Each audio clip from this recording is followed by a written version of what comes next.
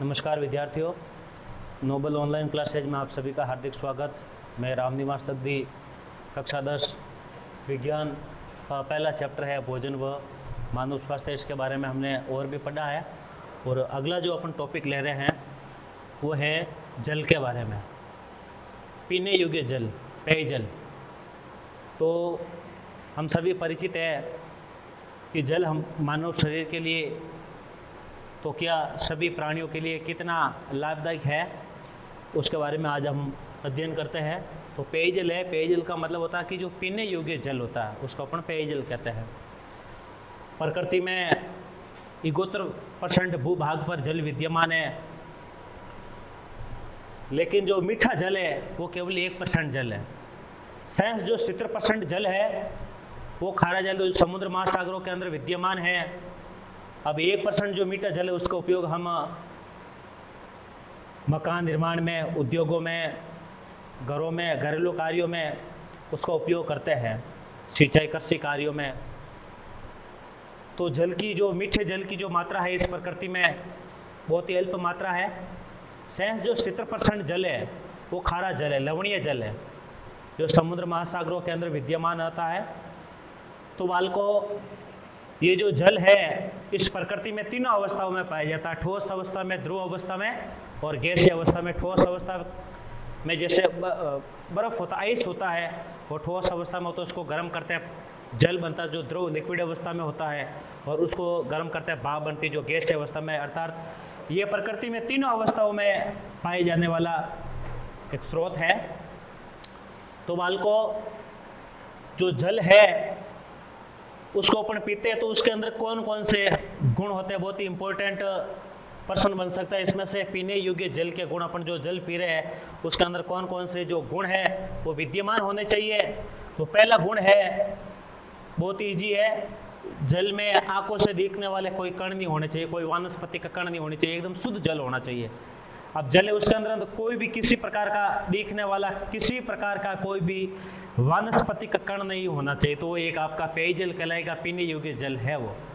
यदि उसके अंदर कुछ छोटे छोटे कण है तो एक शुद्ध जल नहीं होगा, प्योर जल नहीं होगा, इम्प्योर जल होगा वो। और दूसरा इसका जो गुण है, जल की पीएच का मान संतुलित होना चाहिए। पावर ऑफ हाइड्रोजन है, जल की पीएच का मान 7 होता है। शुद्ध जल की पीएच का मान 7 होता है, तो उसका मतलब है कि अपन जो जल पी रहे हैं उसकी पीएच का मान संतुलित होना चाहिए, 7 होना चाहिए। तो एक पीने योग्य जल है। इसकी प्रकृति कौन सी होगी? उदासीन प्रकृति होगी। और तीसरा गुण है, जल में पर्याप्त मात्रा में ऑक्सीजन घुली हुई होनी चाहिए। जल का जो केमिकल फॉर्मूला होता है, रासायनिक सूत्र होता है, वो होता है H2O।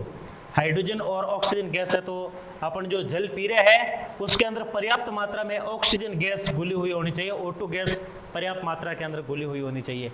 ये जल के 3 गुण है। जल में आंखों से दिखने वाले कोई वानस्पतिक कण नहीं होने चाहिए, जल की पीएच का मान 7 अर्थात संतुलित होना चाहिए, उदासीन प्रकृति का होना चाहिए, और जल में पर्याप्त मात्रा में ऑक्सीजन गैस, O2 गैस घुली हुई होनी चाहिए। ये पेयजल कहलाएगा, पीने योग्य जल है। उसके बाद बालकों, अपन जो जल पी रहे हैं वो अपन के शरीर के अंदर किस प्रकार काम करता है, शरीर के अंदर किस प्रकार लाभदायक होता है। तो अब इस जो जल मानव शरीर के अंदर किस प्रकार लाभदायक होता है, सवाल बनता है यहाँ से। तो 4-5 लाभ है।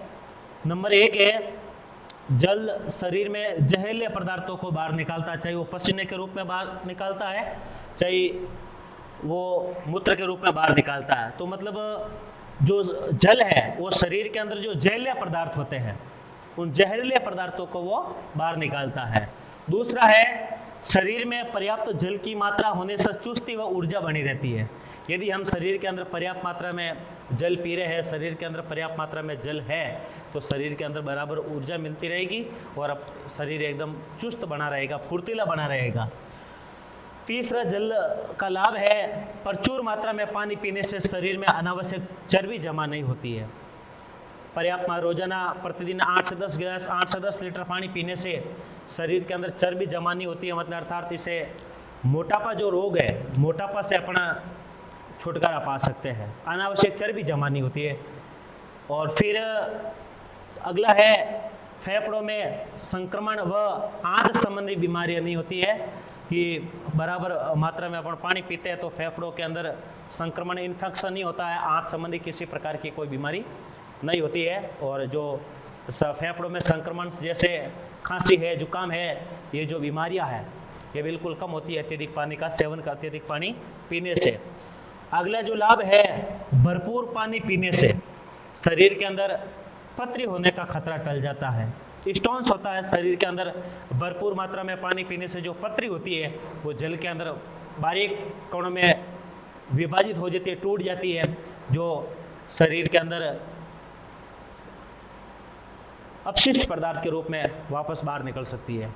तो ये जो जल है वो मानव शरीर के अंदर जो किस प्रकार काम करता है, शरीर के लिए जल कितना आवश्यक है, महत्वपूर्ण है, इसके बारे में ये जो 5 महत्व है। इसके अलावा भी है, जैसे पर्याप्त मात्रा में पानी पीने से शरीर की रोग प्रतिरोधक क्षमता बढ़ती है, शरीर की रोग प्रतिरोधक क्षमता बढ़ती है, शरीर की जो इम्यूनिटी पावर है वो बढ़ती है, बीमारी होने का खतरा बहुत ही कम होता है। तो बालकों, ये है जल के लाभ। जल शरीर के अंदर इस प्रकार से काम करता है। अब जल 2 प्रकार के, शुद्ध जल और दूषित जल। दूषित जल है वो शरीर के अंदर कुप्रभाव डालता है, दुष्प्रभाव डालता है।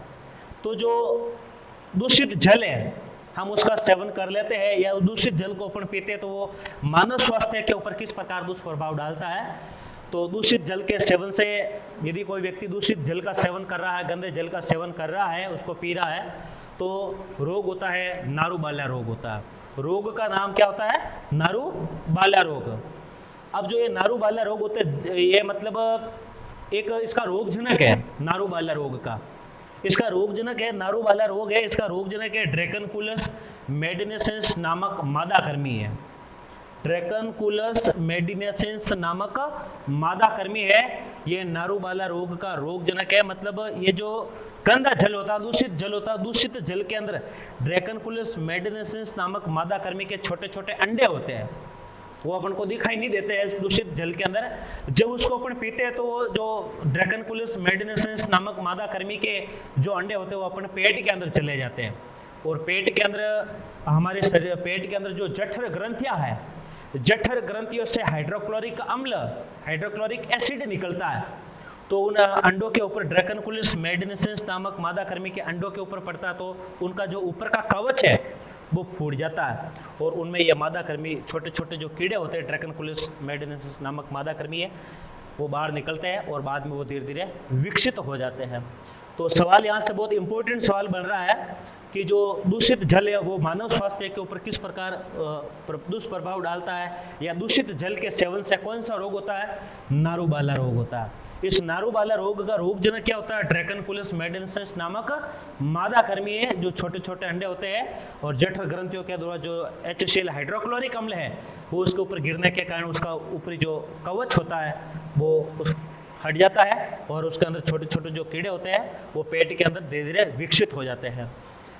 उसके बाद दूषित जल है, उसके कारण कई प्रकार के वायरल संक्रमण भी होते हैं, इन्फेक्शन भी होते हैं। तो इससे सवाल बिल्कुल बनता है इसमें कि दूषित जल, ये तो मुख्य रोग है नारूबाल्या रोग, इसके अतिरिक्त हेपेटाइटिस रोग है, टाइफाइड है, पीलिया है, इस प्रकार की भी बीमारियां होती है। तो ये भी बीमारियां इसके अंदर शामिल। वायरल संक्रमण का पूछे तो अपन को हेपेटाइटिस, टाइफाइड, पीलिया जैसी बीमारियां, और मुख्य रोग पूछे दूषित जल के सेवन से तो अपन को नारूबाल्या रोग है। इनके ऊपर आप थोड़ा जरूर ध्यान करें, नारूबाल्या रोग और नारूबाल्या रोग का रोगजनक है।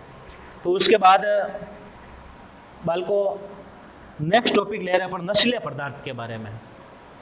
नशीले पदार्थ, अब आज वर्तमान युग में जो युवा है विभिन्न प्रकार के नशों का सेवन कर रहे हैं, तो उसमें अनेक नशीले पदार्थ आते हैं। गुटखा है, तंबाकू है, बीड़ी है, सिगरेट है, अफीम है, मदिरा, अल्कोहल है, शराब, ये तमाम प्रकार के नशीले पदार्थ होते हैं।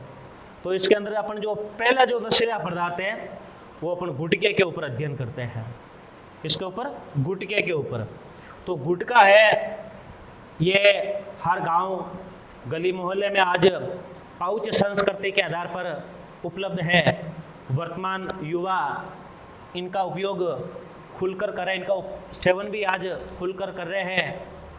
तो ये आज जो गुटखा है वर्तमान युग में किशोरावस्था के जो युवा है उनके ऊपर कई प्रकार के कुप्रभाव डाल रहा है।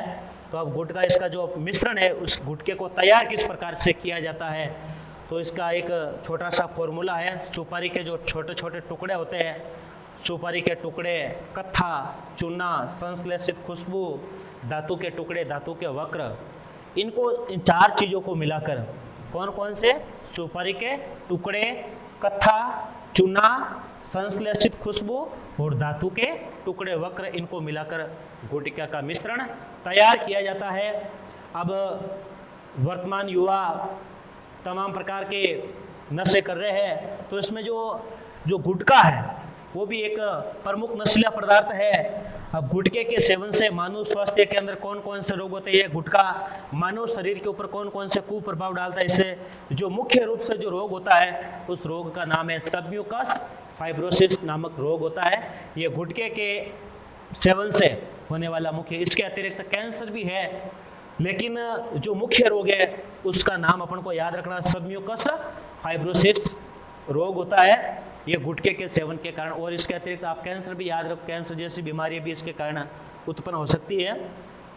आप जैसे बाल को गुटखे का सेवन करते हैं और सबम्यूकस नामक फाइब्रोसिस रोग होता है, तो इसका लक्षण क्या है, सबम्यूकस फाइब्रोसिस रोग के लक्षण क्या है, तो इसका लक्षण है कि जो जबड़े की जो मांसपेशियां होती है, जबड़े की मांसपेशियां, इधर से जबड़े की मांसपेशियां एकदम कठोर हो जाती है, एकदम कठोर स्ट्रांग हो जाती है, और अपने का जो जबड़ा है वो पूरी तरह से ठीक से नहीं खुल पाता है। जबड़े की मांसपेशियां क्या हो जाती है, कठोर, और कठोर होने के कारण जो जबड़ा है वो पूरी तरह से नहीं खुल पाता है। इसके ये दो आप लोग लक्षण याद करोगे, जबड़े की मांसपेशियां कठोर हो जाती है और जबड़ा ठीक तरह से नहीं खुल पाता है। अब इसके बाद अपन आगे अध्ययन करते हैं। दूसरा जो नशीला पदार्थ है वो है अफीम है।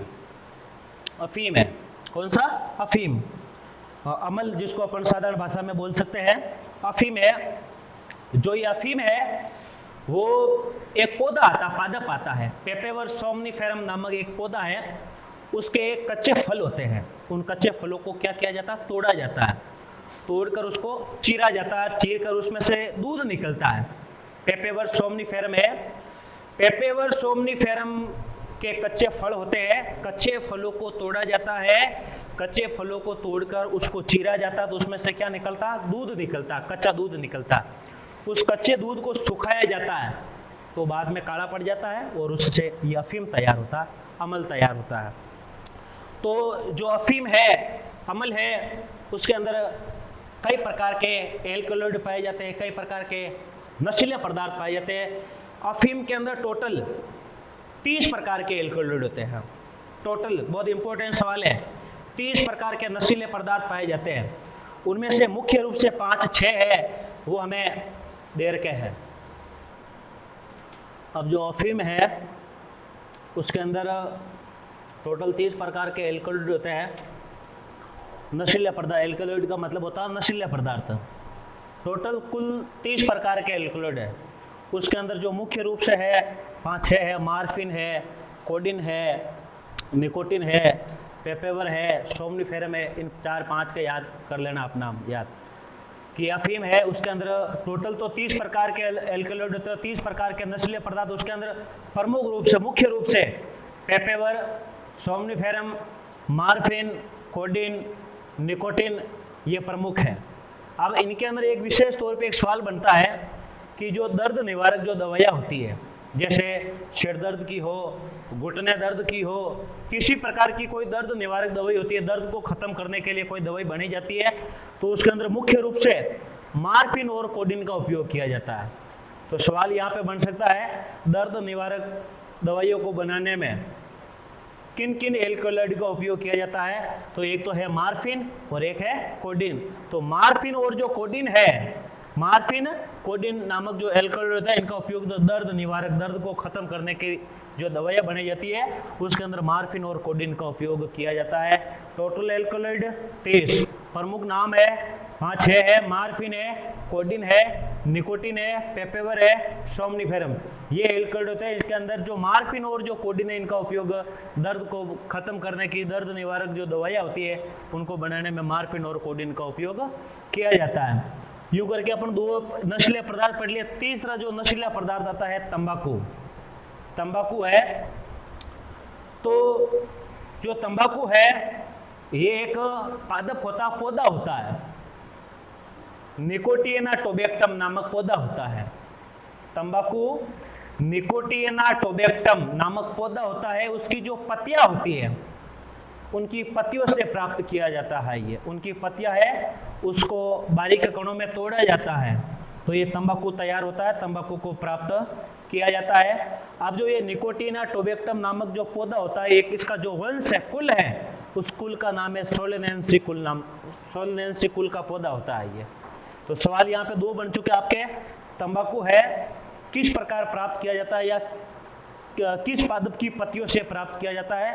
तो जो निकोटिएना टोबैक्टम नामक पौधा है उनकी पत्तियां है, उनकी पत्तियों को बारीक कणों में तोड़कर ये जो तंबाकू है वो तैयार किया जाता है, उसको प्राप्त किया जाता है। ये जो निकोटिएना टोबैक्टम नामक जो पादप है ये सोलेनेंसी कुल, इसका वंश है। ये सोलेनेंसी कुल का पादप है, ये पौधा है। ये बालको जो तंबाकू है उसके अंदर मुख्य रूप से कौन सा एल्कलॉइड होता है? सब मुख्य रूप से कौन सा नशीला पदार्थ होता है?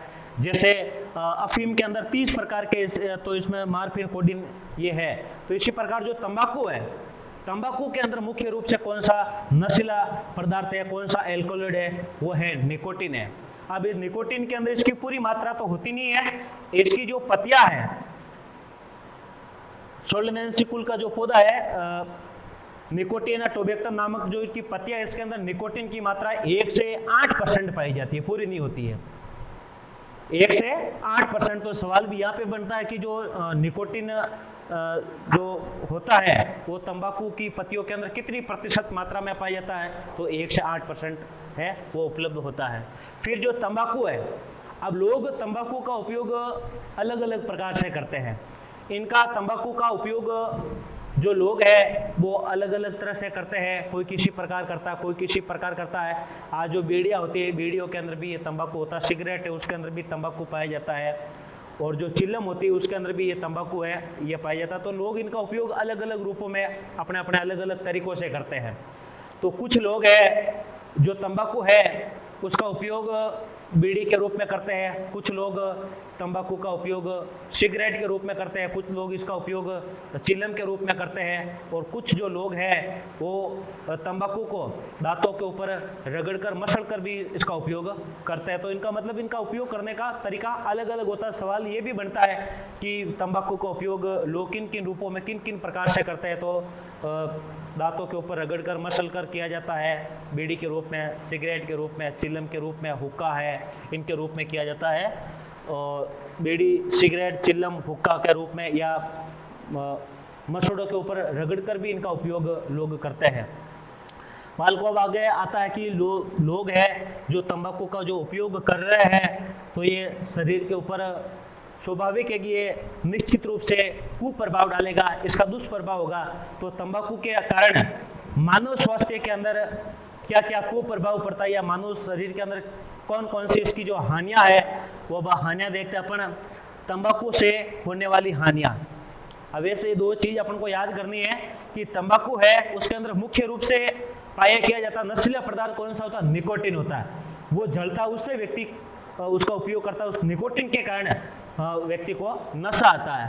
तो पहले इसकी जो हानि है, यदि कोई व्यक्ति तंबाकू का सेवन करता है तो वो मुंह में तंबाकू को मुंह के अंदर दबा के रखता है, तो वो तंबाकू उसके होठ के संपर्क में रहता है, उसके जीभ के संपर्क में रहता है, उसके गले के संपर्क में रहता है।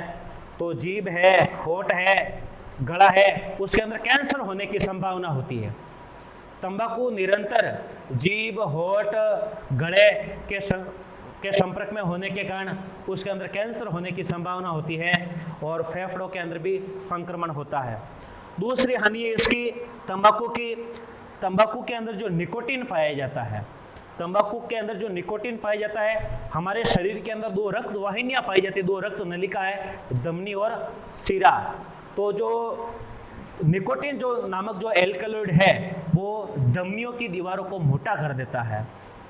तंबाकू के अंदर जो निकोटीन नामक एल्कलॉइड, निकोटीन नामक जो नशीला पदार्थ है वो धमनियों की दीवारों को मोटा कर देता है। ये धमनी और शिरा दो रक्त वाहिनियां हैं। धमनी का कार्य होता है हृदय के अंदर जो शुद्ध रक्त होता है उसको विभिन्न अंगों तक पहुंचाना, और शिरों का जो काम होता है अंगों के अंदर जो अशुद्ध रक्त होता है उसको हृदय के अंदर पहुंचाना। तो धमनियों की दीवारों को मोटा कर देता है, तो इससे रक्त दाब, ब्लड प्रेशर, बीपी होती है वो बढ़ जाती है। मतलब जो निकोटीन नामक एल्कलॉइड होता है, निकोटीन नामक एल्कलॉइड शरीर के अंदर धमनियों की दीवारों को मोटा कर देता है। धमनियों की दीवारों को मोटा करने से जो ब्लड प्रेशर, रक्त दाब होता है वो बढ़ जाता है, बीपी हाई हो जाती है। तो ये इसका दुष्प्रभाव है। और हृदय स्पंदन अंदर, हमारा जो हृदय है 1 मिनट में 72 बार धड़कता है। तो यदि कोई व्यक्ति इस तंबाकू का सेवन कर रहा है तो शरीर के अंदर निकोटीन की मात्रा जाने से उसकी हृदय स्पंदन अंदर है वो अधिक हो जाती है, 72 से अधिक बार धड़कना प्रारंभ हो जाता है। तो दूसरे इसकी जो ये हानि है। तीसरा इसकी जो हानि है, यदि कोई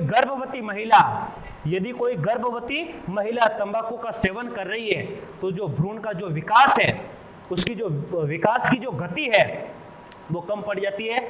जो शिशु है वो गर्भाशय के अंदर पूर्ण रूप से परिपक्व नहीं हो पाता है, उसके अंगों के अंदर अनेक प्रकार की विकृतियां उत्पन्न हो सकती है। तो तीसरा इसका आप लोग नुकसान याद करोगे, गर्भवती महिला यदि तंबाकू का सेवन करे तो भ्रूण का विकास, शिशु का विकास धीमा हो जाता है या नहीं होता है। अगली जो हानि है कि जब व्यक्ति इस तंबाकू का उपयोग सिगरेट के रूप में भी करते हैं तो उस तंबाकू के अंदर जो निकोटीन होता है, सिगरेट जलती है तो उसमें से जो धुआं निकलता है उस धुएं के अंदर CO, कार्बन मोनोऑक्साइड गैस होती है। कार्बन मोनोऑक्साइड गैस होती है वो अपन के शरीर के अंदर जो RBC कणिका होती है, रेड ब्लड कार्पल्स, लाल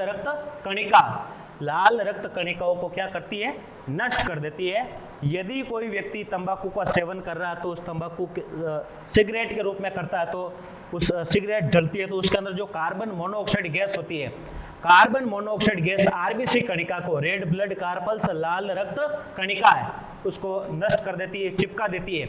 इससे शरीर के अंदर रक्त के अंदर ऑक्सीजन की परिवहन क्षमता घट जाती है।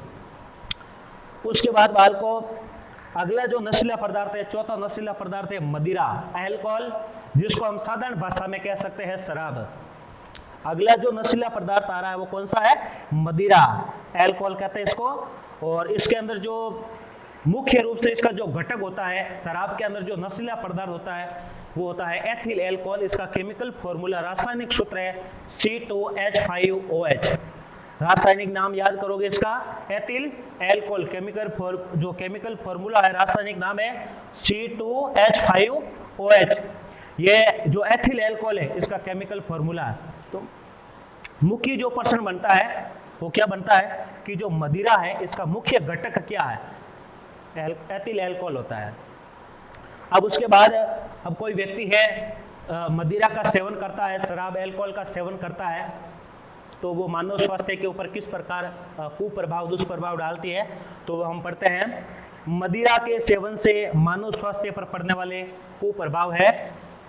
पहला कुप्रभाव है इसमें, अल्कोहल से स्मरण शक्ति में कमी आती है। यदि कोई व्यक्ति शराब का सेवन कर रहा है, स्मरण शक्ति, उसकी जो याददाश्त शक्ति है वो कमजोर हो जाती है। कोई भी बात है उसको याद नहीं रहती है, जल्दी भूल जाता है। मतलब इसकी जो स्मरण शक्ति उसके ऊपर इसका मुख्य रूप से कुप्रभाव होता है। अगला जो नुकसान है, सामाजिक प्रतिष्ठा को ठेस पहुंचती है। मतलब यदि कोई व्यक्ति शराब पीता है तो उसके आसपास के जो लोग हैं वो उसका मान सम्मान नहीं करते हैं, समाज में उसकी कोई मान सम्मान नहीं होता है, अर्थात उसका जो सामाजिक प्रतिष्ठा है, समाज के अंदर उसकी जो वैल्यू, मान सम्मान है वो घट जाता है। तो एक आप क्या याद करोगे, सामाजिक प्रतिष्ठा को ठेस पहुंचती है। और जो तीसरी है, व्यक्ति की आर्थिक स्थिति कमजोर हो जाती है, इकोनॉमिक प्रॉब्लम हो जाती है। अब कोई व्यक्ति शराब पीता है तो निश्चित रूप से पैसों की तंगी आती है, तो उसकी जो आर्थिक स्थिति होती है वो बिल्कुल ही कमजोर हो जाती है। अगला, एक कोई व्यक्ति अल्कोहल का सेवन कर रहा है, मदिरा का सेवन कर रहा है, तो अपन जो भोजन के रूप में जो कार्बोहाइड्रेट जो और प्रोटीन ले रहे हैं उसका पाचन बिल्कुल नहीं होगा। यदि कोई व्यक्ति मदिरा अल्कोहल का सेवन कर रहा है, शराब पी रहा है, तो जो कार्बोहाइड्रेट और जो प्रोटीन होता है उसका पाचन नहीं हो पाता है। तो उस स्थिति में जो रोग होता है उस रोग को हम कहते हैं वसीय यकृत रोग कहते हैं। बिल्कुल आप इसकी परिभाषा भी याद छोटे नंबर में पूछ सकता है परीक्षा में, वसीय यकृत रोग क्या है, कि जब कोई व्यक्ति मदिरा का सेवन करता है तो शरीर में कार्बोहाइड्रेट और प्रोटीन का संश्लेषण और पाचन नहीं हो पाता है, तो उस स्थिति को अपन वसीय यकृत रोग कहते हैं। तो ये भी आप लोग याद करोगे कि अल्कोहल का सेवन करने से कार्बोहाइड्रेट और प्रोटीन का पाचन संश्लेषण नहीं होता है, इस स्थिति में उसको वसीय यकृत रोग होता है। अगला आप लोग याद करोगे, अल्कोहल से शरीर का नियंत्रण नहीं हो पाता है। यदि कोई व्यक्ति शराब पी लेता है और तो उसका जो शरीर है वो अनबैलेंस हो जाता है, उसका शारीरिक नियंत्रण है वो खो देता है, तो सड़क दुर्घटना होने की पूरी संभावना होती है। तो ये थी अपन की अल्कोहल है, अल्कोहल से कौन कौन सी हानियां हैं।